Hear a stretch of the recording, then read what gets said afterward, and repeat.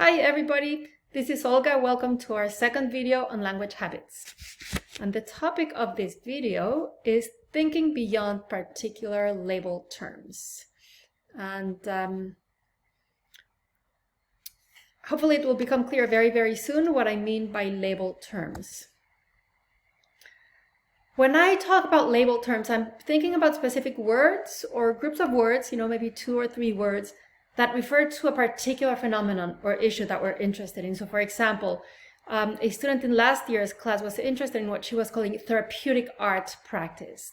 That was the terminology she was using to refer to the phenomenon she was interested in, therapeutic art practice. Another student was interested in disobedience art education. She had read a couple of articles that used this terminology, and she became very interested in what this phenomenon was according to the authors she was reading. Other terms that are much broader but that are used by colleagues and students in art education might be aesthetic education or progressive education. And of course, these terms are really helpful because they help us point to and search for and think about a very specific issue or topic or approach or whatever it may be. But what we have to be careful about is remembering that the same phenomenon or the same issue or very similar phenomena can be called different things. So for example, people may be writing about experiential learning, or they might be writing and researching progressive education, or they might be referring to learning by doing. And these terms might be being used to describe the exact same phenomenon or very similar phenomena.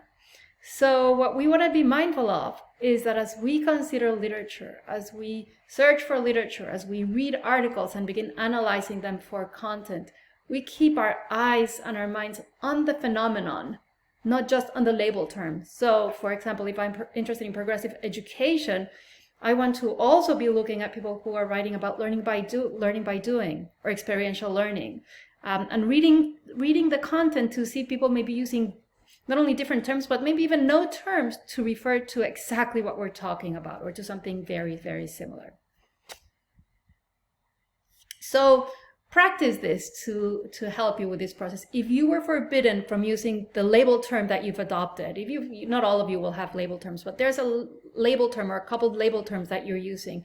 If you were forbidden from using, say, aesthetic education or progressive education or disobedience art education, what language would you use to refer to what you're talking about so that others could understand you? And then use some of those terms when you're searching as keywords, and also look for similar language and similar descriptions as you're reading your terms. So keep your ears open, keep your minds open, keep your eyes open. What are other names that scholars who are writing have been given to the issue that interests you? Or maybe they're writing it without calling it a thing.